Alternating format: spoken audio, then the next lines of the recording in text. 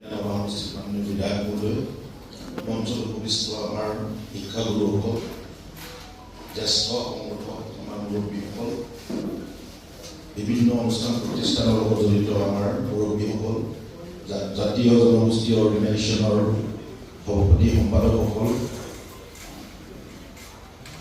আৰু লগতে মিছিং অট'নমাছ কাউন্সিলৰ বিষয়ববীয়াসকল, জোনাই অঞ্চলৰ বিভিন্ন নিকায় নিগম পঞ্চায়তৰ বিষয়ববীয়াসকল আৰু সন্মানীয় ৰাইজ, আজি এই সভাৰ সভাপতিত্ব কৰিবৰ কাৰণে আমাৰ DMPK জেনেৰেল ছেক্ৰেটাৰী অৰুণ জনোৱা মই আজিৰ এই সভাপতি আসনখন গ্ৰহণ কৰিছোঁ আৰু আজিৰ কাৰ্যসূচীটো আপোনালোকৰ আগত পাঠ কৰিব বিচাৰিছোঁ। প্ৰথম আছিলে সভাপতিৰ আসন গ্ৰহণ, ইতিমধ্যে হৈ গৈছে। 2 নম্বৰ সভাৰ উদ্দেশ্য ব্যাখ্যা, আজি উদ্দেশ্য ব্যাখ্যা কৰিব সাধাৰণ সম্পাদক DMPK সপ্তদশ ত্ৰিবাৰ্ষিক সাধাৰণ অধিৱেশনৰ অভ্যৰ্থনা সমিতি গঠনৰ অৰ্থে সম্পৰ্কত আলোচনা। বক্তব্য ৰাখিব আমাৰ জোনাই সমষ্টিৰ বিধায়ক মহোদয়, লগতে বিশিষ্ট ব্যক্তিসকল। অভ্যৰ্থনা সমিতি গঠন 4 নম্বৰ আৰু 5 নম্বৰত আছে অন্যান্য, 6 নম্বৰত আছে সভাপতিৰ মন্তব্য সভাসমূহ। মূলতঃ এটাই কাৰ্যসূচী, আমাৰ মূল কাৰ্যসূচী। আমি যদিহে সকলোৰ মতে যদি কাৰ্যসূচীটো সন্মত আছে, সকলোৱে এটা হাত চাপৰি বজাই দিলে ভাল পাব। এতিয়া 2 নম্বৰ কাৰ্যসূচী সভাৰ উদ্দেশ্য ব্যাখ্যা কৰিব আমাৰ সাধাৰণ সম্পাদক DMPK।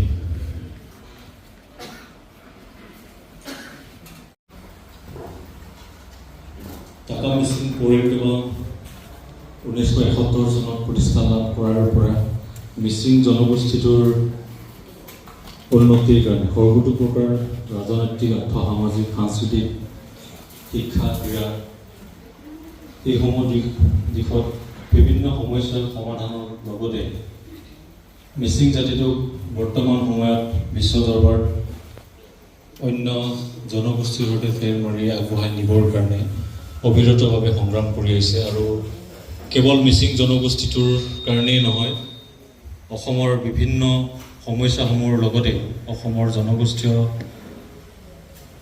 সমাজৰ কাৰণেও সমিল মিলে হাতত হাত মিলাই সোণালী জয়ন্তী গৰকা এই ছাত্ৰ সংগঠনটোৱে মিছিং জনগোষ্ঠীটোৰ বিভিন্ন সমস্যাসমূহ মোকাবিলা কৰাৰ লগতে জনগোষ্ঠীটোৰ লগতে অসমক কেনেকৈ আগবঢ়াই নিব পাৰি তাৰ প্ৰতি লক্ষ্য ৰাখি বিভিন্ন ধৰণৰ কাৰ্যসূচী হাতত লৈ আগবাঢ়ি গৈছে। তো সেই সন্ধিক্ষণত সংগঠনটোক এটা গতিশীলতা প্ৰদান কৰিবৰ কাৰণে সংগঠনটোত যুৱ ছাত্ৰ সংগঠক সৃষ্টি কৰিবৰ কাৰণে আমি সংগঠনটোৰ যি ত্ৰিবাৰ্ষিক সাধাৰণ অধিৱেশন, আমাৰ এই যিটো কাৰ্যকালৰ সমিতিখনৰ ইতিমধ্যেই কাৰ্যকাল সমাপ্ত হৈছে। গতিকে আমি টাকা মিছিং পৰিক্ৰমাঙে যোৱাটো কাৰ্যনিৰ্বাহক সভাত সিদ্ধান্ত গ্ৰহণ কৰিছোঁ যে এই মুৰকংচেলেক কৃষ্টি ভৱন প্ৰাংগণত অহা জুলাই মাহৰ 1, 2, 3 তাৰিখে 3 দিনীয়াকৈ টাকা মিছিং পৰিক্ৰমাঙৰ ত্ৰিবাৰ্ষিক সাধাৰণ অধিৱেশনটি অনুষ্ঠিত কৰাৰ কাৰণে সিদ্ধান্ত গ্ৰহণ কৰাইছে। আৰু কাজেই এই সিদ্ধান্ত অনুসৰি আজি এই মুৰকংচেলেক কৃষ্টি ভৱনত জোনাইবাসী ৰাইজৰ সহযোগিতাত এখন শক্তিশালী অভ্যৰ্থনা সমিতি গঠনৰ অৰ্থে আজি আমি ৰাজহুৱা আহ্বান কৰিছোঁ। গতিকে এই সভাত উপস্থিত থকা আমাৰ জোনাই অঞ্চলৰ বিশিষ্ট শিক্ষাবিদসকল, আমাৰ শিক্ষাগুৰুসকল, বিশিষ্ট সংগঠক, বিশিষ্ট ব্যক্তিসকল আৰু আমাৰ জনগোষ্ঠীয় ছাত্ৰ সংগঠন নেতৃবৰ্গ, নিগম নিকায় পঞ্চায়তৰ সন্মানীয় প্ৰতিনিধিবৰ্গ, বিশিষ্ট সমাজসেৱক, আমি সকলোকে ৰাইজক লগত লৈ পেলাই এই আজিৰ সভাৰ জৰিয়তে আমি সকলোৱে ইয়াতে দিহা পৰামৰ্শ দিয়াৰ লগতে অধিৱেশনখনি কেনেকৈ আমি সাফল্যমণ্ডিত কৰিব পাৰিম, যাতে এক ইতিহাস হ'ব পাৰে যে জোনাইত অধিৱেশন অনুষ্ঠিত কৰাৰ ইয়াত থকা বিভিন্ন জাতি জনগোষ্ঠীৰ মানুহৰ সমিল মিলেৰে আমাৰ এই যি অভ্যৰ্থনা সমিতিৰ যি এটা মেলামুখী পৰিৱেশৰ মাজত আলোচনা কৰিবলৈ দিগদাৰ। তাৰ কাৰণে তেতিয়া এটা খুব এটা ইম্পৰ্টেণ্ট সিদ্ধান্ত ল'লে TMPকে যে মুকলি সভা, এই মুকলি সভা কালচাৰটো TMPকে সাধাৰণ অধিৱেশনত নাথাকে বুলি।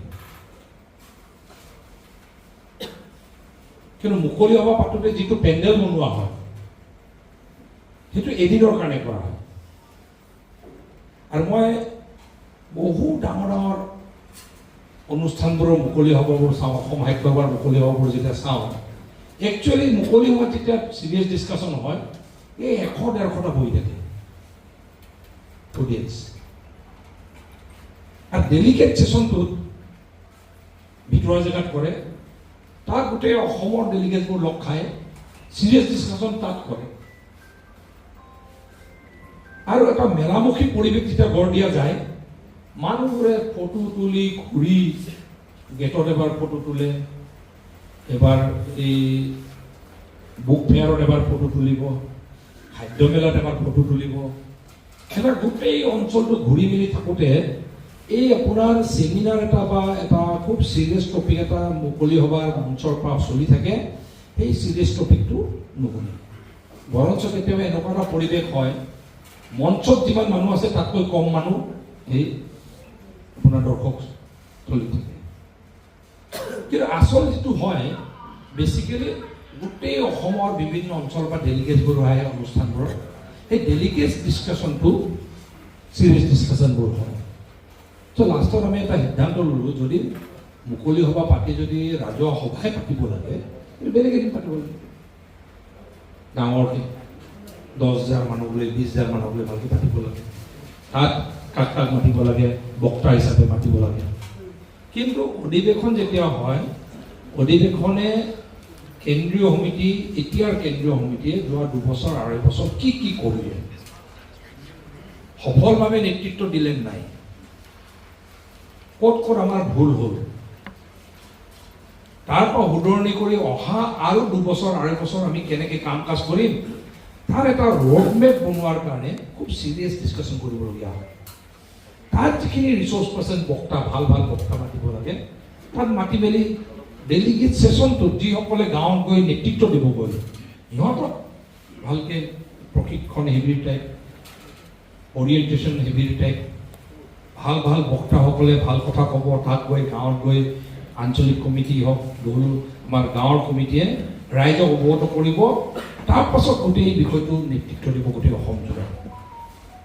তাৰ কাৰণে এটা খুব ভাল চিৰিয়াছ ডিছকাশ্যন ডেলিগেট ছেশ্যনত কৰাৰ সিদ্ধান্ত ল'লে। আৰু মই খবৰ পোৱা মতে যিটো এতিয়া ছিষ্টেম চলি আছে, সেইমতে আমাৰ ইয়াত ডেলিগেটছ আৰু 1,000 মান হ'ব। আৰু ইয়াত লোকেল ভলেণ্টিয়াৰ্ছ, লোকেল যিসকল ৰিচেপশ্যন কমিটি চব মিলালে আৰু 500 মান হ'ব। তাৰমানে 3,000 মানুহে এই সমবেত ইয়াতে থাকিব বা খাব।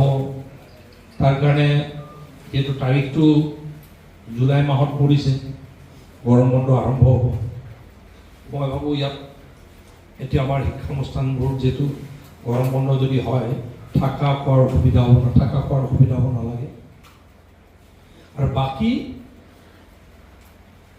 তেখেতসকলে মোক অৱগত কৰাৰ মতে ইয়াত যদি পাতে, কৃষ্টি ভৱনটো অলপ এই ছাইডত অলপ পেনেল এক্সটেনশ্যন দৰকাৰ হ'ব, পাছফালে অলপ এক্সটেনশ্যন দৰকাৰ হ'ব, আৰু সন্মুখত যিটো এক্সটেনশ্যন দৰকাৰ সেইটো আমি অধিৱেশনৰ আগতে শেষ কৰি দিব পাৰিম বুলি আমাৰ বিশ্বাস।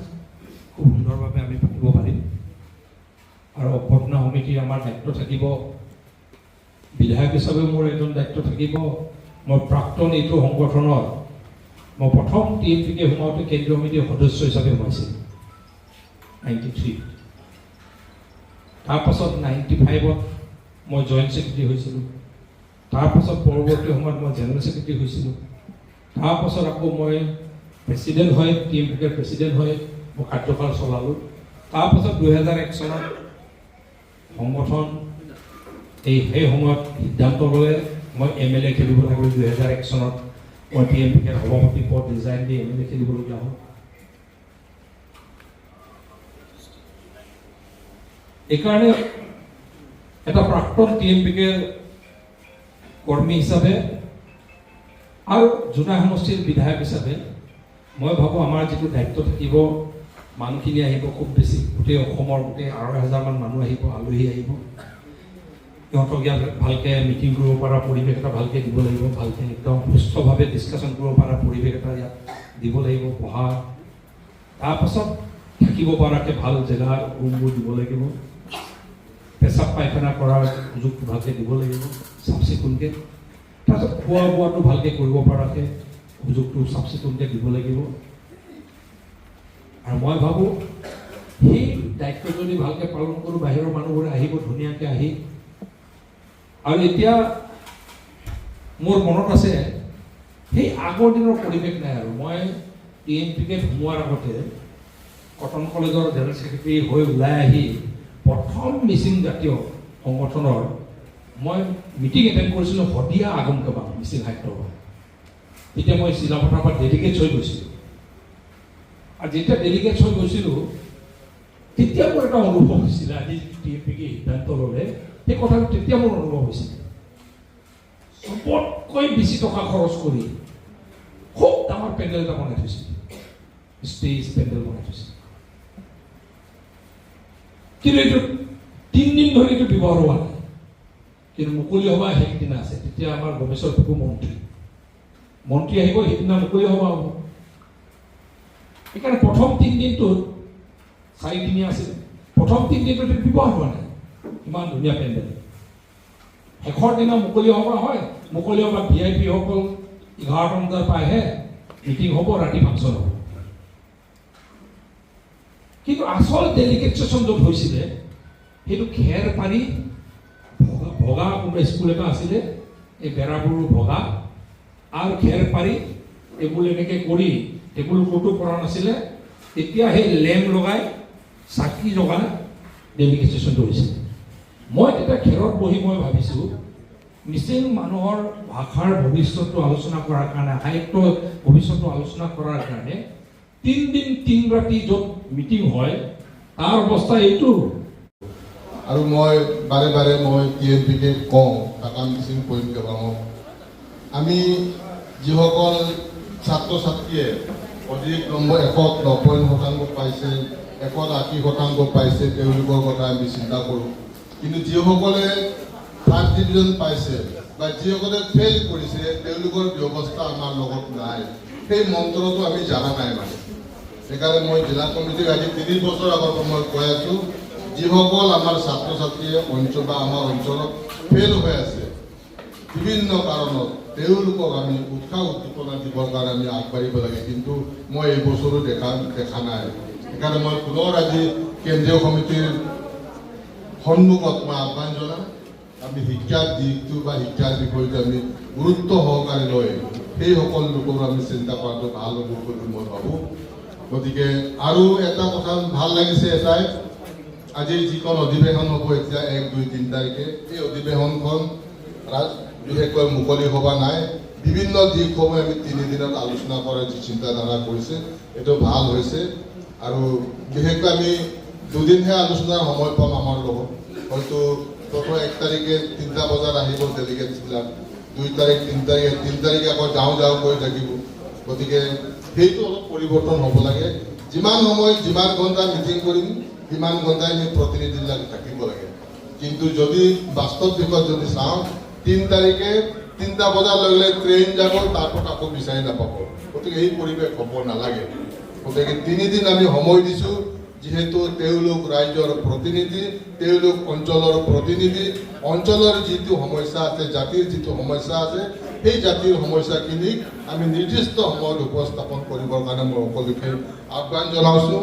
আৰু মই বেছি দীঘলীয়া নকৰোঁ। আৰু ইয়াত থকা মেলা বিভিন্ন সমস্যা থাকিব পাৰে, তাৰ মাজতো জোনাইত অনুষ্ঠিত কৰিবলৈ আগবাঢ়ি যোৱাৰ কাৰণে মই টাকা মিচিং পৰিণামক মই ধন্যবাদ জনাই আৰু আদৰণি জনাইছোঁ মই।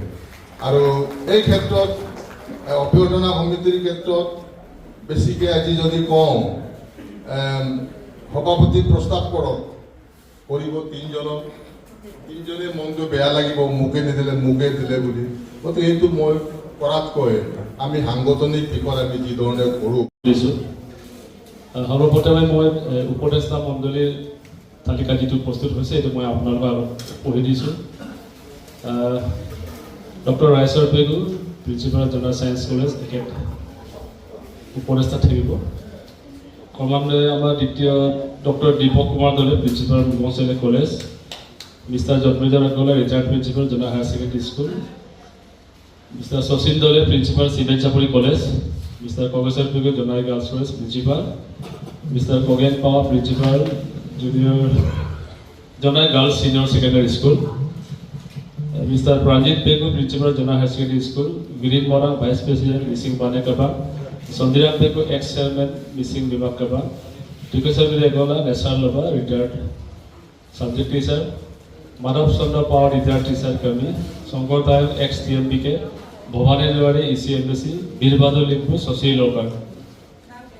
ইতিমধ্যে আমাৰ 14গৰাকী ব্যক্তিক ইয়াত সন্মানীয় উপদেষ্টা হিচাপে আমি পেনেলত ঠাই পাইছে, আৰু যদি আছে আপোনালোকে তালিকাত নামভৰ্তি কৰিব পাৰিব। আপোনালোকে নামবিলাক আমাৰ ওচৰত ক'ব পাৰিব। যেতিয়া আদৰণি সমিতি কথাটো কৈছে, ইয়াতে সেই তালিকা প্ৰস্তুত কৰাৰ মতে মই ইতিমধ্যে মুখ্য পৃষ্ঠপোষক MP লখিমপুৰ, পৃষ্ঠপোষক পেনেল তালিকা মতে আমাৰ কমলা শৰ্মা ডাঙৰীয়া, জোনাই টাউন, এক্স কাউন্সিলাৰ, এখেত কৰ্মসূত্ৰে সম্মিলিত গণশক্তিৰ নেতৃত্বত থাকে। এখেতক আপুনি প্ৰেছ চেয়াৰ হিচাপে দিছে, হয় নহয়? তাৰপাছত অতুল পেগু, আমাৰ জ্যেষ্ঠ ব্যক্তি, গান্ধী গাঁৱৰ, এখেতে এক্স DFTR ৱৰ্কিং প্ৰেচিডেণ্ট। মই নামটো কৈ কৈছে, আপোনাৰ ফাইনেল হ'ল, আপোনালোকে বিচাৰি কৰিব। তাৰপাছত আমাৰ শ্ৰীযুত আদিত্য বৰুৱা, ভাইচ প্ৰেচিডেণ্ট, এখেত BJP ৱৰ্কাৰ আৰু